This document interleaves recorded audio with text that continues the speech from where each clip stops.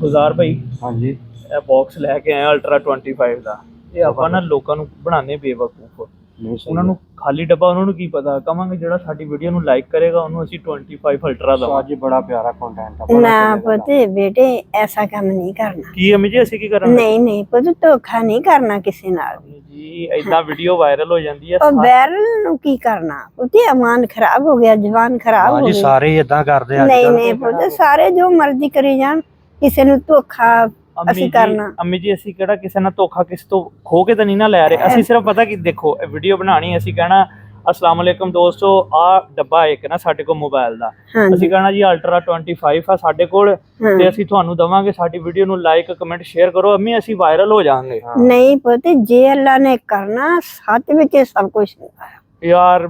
ਹਾਂ ਨਹੀਂ ਅੰਮੀ ਨੂੰ ਮਨਾ ਯਾਰ। ਨਹੀਂ ਨਹੀਂ ਮਾਂ ਜੀ ਸੱਚ ਨੂੰ ਕੌਣ ਪੁੱਛਦਾ ਇੱਥੇ? ਨਹੀਂ ਨਹੀਂ ਅੱਜ ਕੱਲ ਇਦਾਂ ਹੀ ਚੱਲਣ ਡਿਆ ਸੋਸ਼ਲ ਮੀਡੀਆ ਤੇ। ਨਹੀਂ ਨਹੀਂ ਬੇਟੇ ਅੰਮੀ ਜੀ ਜਾਂ ਤੇ ਇੱਥੇ ਫਿਰ ਨਾ ਕੁੜੀਆਂ ਦੇ ਨਾਲ ਵੀਡੀਓ ਚੱਲਦੀਆਂ ਆ ਸਹੀ ਆ ਤੇ ਜਾਂ ਫਿਰ ਇਦਾਂ ਦੀਆਂ ਗੱਲਾਂ ਕਰਕੇ ਚੱਲਦੀ। ਹੁਣ ਅਸੀਂ ਇਹ ਕੋਈ ਗਲਤ ਤਾਂ ਨਹੀਂ ਕਰ ਰਹੇ ਅੰਮੀ ਜੀ। ਇੰਨੀ ਮਿਹਨਤ ਕੀਤੀ ਅਸੀਂ ਕਿਸੇ ਨੂੰ ਕੋਈ ਅਸਰ ਹੋਇਆ ਸਾਡੀ ਮਿਹਨਤ ਦਾ? ਹੁਣ ਪੁੱਤੇ ਇੱਕ ਗੱਲ ਆ ਕਿ ਪੱਥਰ ਜਿਹੜੇ ਆ ਨਾ ਉਹ ਡੁੱਬਦੇ ਆ ਉਹ ਤਰਦੇ ਆ ਤੇ ਫੂਲ ਜਿਹੜੇ ਆ ਉਹ ਨਾ ਡੁੱਬਦੇ ਆ।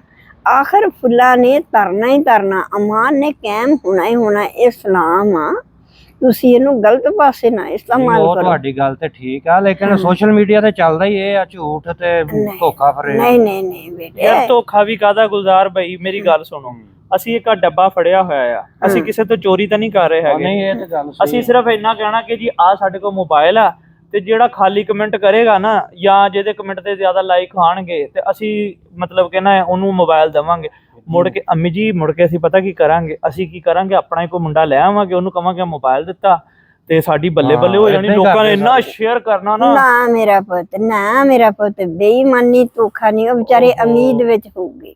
ਅੰਮੀ ਅਸੀਂ ਕਿਸੇ ਨੂੰ ਲੁੱਟ ਰਹੇ ਹਾਂ? ਨਾ ਨਾ ਨਾ ਇਹ ਕਹਿੰਦੇ ਨਹੀਂ ਸਿਆਣੇ ਮੱਖੀ ਫਨਸੀ ਸ਼ਹਿਦ में पर रही लटका।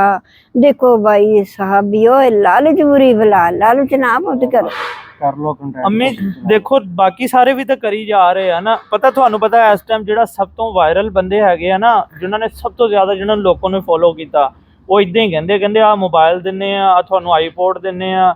ਪਤਾ ਨਹੀਂ ਇਦਾਂ ਹੀ ਝੂਠੀਆਂ ਗੱਲਾਂ ਕਰ ਕਰਕੇ ਤੇ ਅੰਮੀ ਉਹਨਾਂ ਨੂੰ ਬੜੇ ਲੋਕ ਲਾਈਕ ਕਰਦੇ ਆ।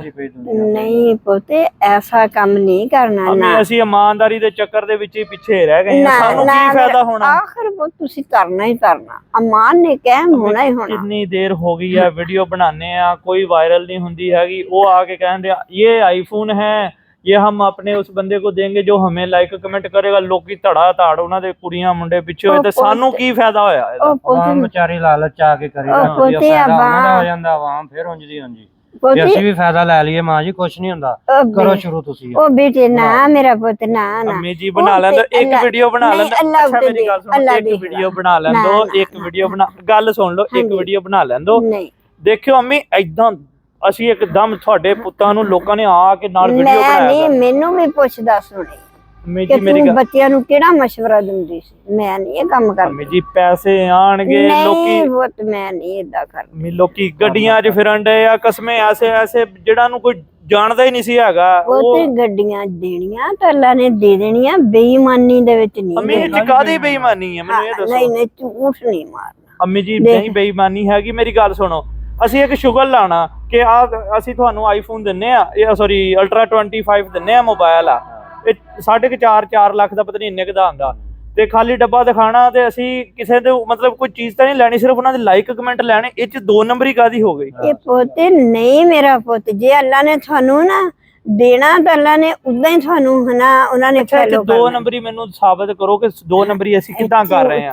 ਧੋਖਾ ਕਿੱਦਾਂ ਕਰ ਰਹੇ ਆ? ਧੋਖਾ ਪੁੱਤ ਉਹਨਾਂ ਨੂੰ ਦਿਖਾ ਲੈਣਾ ਝੂਠ ਉਹਨਾਂ ਕੋ ਬੋਲ ਕੇ ਜ਼ੁਬਾਨ ਵਿੱਚ ਸ਼ਫਾ ਨਹੀਂ ਰਹਿੰਦੀ। ਮਾਂ ਜੀ ਉਹ ਜਿਹੜੇ ਅੱਗੇ ਕਰਨ ਦੇ ਇਦਾਂ ਉਹਨਾਂ ਦਾ ਕੀ ਬਣੇਗਾ? ਉਹ ਜਿਹੜਾ ਆਪੇ ਅੱਲਾਹ ਤਾਲਾ ਉਹਨਾਂ ਨੂੰ ਸਿੱਧੇ ਰਸਤੇ ਪਾਊਗਾ।